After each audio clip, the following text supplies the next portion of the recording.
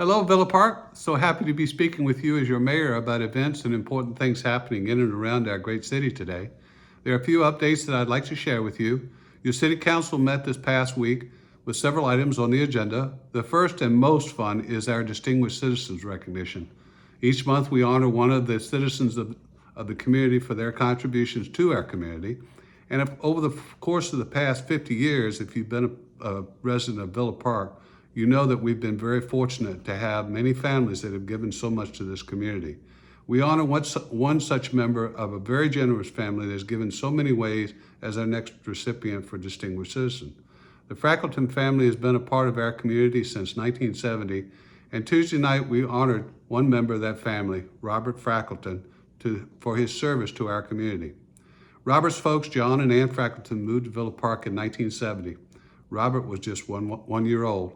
Robert went to Villa Park Elementary, Saravella, and graduated from Villa Park High School in 1987. Growing up, his mom, Ann, and his dad, John, were very involved in their community, Robert said. Their sense of community service and involvement rubbed off on him, and I know his parents are extremely proud of the community involvement that he's had so far. Robert's been a Villa Park homeowner for 21 years and spent his first 20 years here, so he's got 40 plus years total in the city. All three of his kids went to Serrano, Saravella, and Villa Park High School. And Robert has been immersed in our community and a big influence over the years. He's been the kids' soccer coach, youth basketball coach. He and his wife kept score for the Little League. Robert ran the Villa Park NJB Youth Basketball League for years as chapter director. He served as chief of both the boys' Indian Guides tribe and his daughter's Indian Princess tribe, and he was nation chief as well. We were very fortunate to have Robert join the volunteer firefighters at Villa Park's Fire Station 23. He earned his EMT certification, was fireman for 8 years. He was named Rookie of the Year and twice named Firefighter of the Year by his fellow volunteers. Robert then joined Rick Barnett in adopting Marines from Camp Pendleton on Thanksgiving Day, and he and his kids took over running that program several years ago. This program has grown to well over 100 Marines adopted each year by 40 plus local families. This program requires an extensive amount of planning and time to coordinate everything, and has grown into a tremendous program giving back to those that serve our country. Robert is just wrapping up his year as Villa Park Rotary President. He also serves on the Community Foundation of the Villa Park Board of Directors and co-chair of the Villa Park High School Campus Day with Jordan Wu. In his spare time, he's the proud owner of Reeves Store Equipment Company, a manufacturer of store fixtures and display hardware located in Pico Rivera.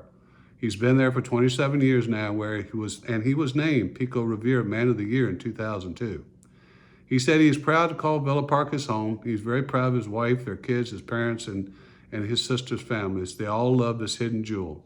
I asked him what he wanted to be remembered by, and he quoted John Wooden's philosophy: a genuine consideration for others, a eagerness to sacrifice personal interests of glory for the welfare of all, poise, just being yourself. And Robert, you certainly do demonstrate all these every day. Robert, we are fortunate to have you and your family as part of this city family, and we're proud of your accomplishments and all that you do for our city. We thank you, and we're honored to have you as our distinguished citizen.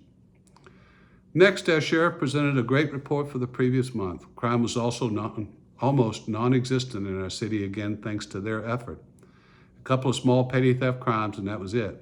I also want to encourage all of us to pay close attention to our speeds in the city. I believe the sheriff gave out 60 citations this month. It's also getting warmer and our kids are playing outside, and we have a lot of walkers in the city. Please be cautious. I also want to bring to your attention the use now of electric powered bikes, which many of our youth are now riding. I have personally witnessed some dangerous uses of these bikes, and I worry that if we're not careful, one of our youth may suffer consequences that are not good. Please talk with the youth and make sure safety is front and center for all of them. The sheriff and fire teams also want us to be mindful of the 4th of July this coming week. We have 3 safe and sane fireworks booths set up in our community, and I do encourage support. However, we are only allowing legal fireworks or any of these types of safe fireworks to be deployed in our city. Be mindful of the dry conditions when using the fireworks, and make sure there are buckets of water to dispose of the used devices when discarding in the trash. We have additional sheriff deputies patrolling our city to ensure that their legal, safe, and sane fireworks are used. They will cite people if the illegal fireworks do get used. Please do not hesitate to contact the sheriff if you are aware of illegal fireworks in our city. But if they're in Orange, I would also encourage you to call the Orange Police Department and report it as because they're not allowed there either. Lastly, I want all of us to be mindful of our veterans this 4th of July that served and may be diagnosed with PTSD. The 4th is a hard time for them, especially if loud and illegal fireworks are set off. Also, they can use to be detrimental to all our pets as well. Many are traumatized on these days when they go off. So please take caution and protect our pets and veterans by following safe and sane fireworks. A really fun part about the 4th of July, aside from family gatherings, is our parade that's put on by our Community Services Foundation. The parade starts at Villa Park High School on the 4th at 9 a.m. Lineup is at 8:30. I was so excited to see so many people there last year, and I hope more will attend and make the event even bigger this year. Look forward to seeing all of you there. We passed our 23-24 budget.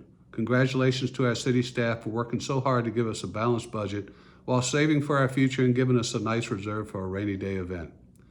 Next, we have made our final submittal to the State Housing Group in Sacramento, and we feel good about our submittal and eventual approval. We've been progressing well with ADUs. I hope that my next report will be that we've got an approved plan. I apologize for being repetitive regarding building codes, permits, etc., but I do want to make sure that our citizens don't pay for mistakes contractors make by not following our codes and filing permits. I have seen people in our community left holding the bag and having to pay extra beyond what is expected because contractors took shortcuts. Please reach out to City Hall as an owner when planning any upgrade, etc. before building and getting direction from our team. It will go a long way to help you keep from paying unwanted expenses after the fact. I certainly hope this update has been helpful. I know it was a little long this time. We're constantly looking for ways to communicate with the residents of Villa Park to inform you of important events and happenings in our community that affect us all.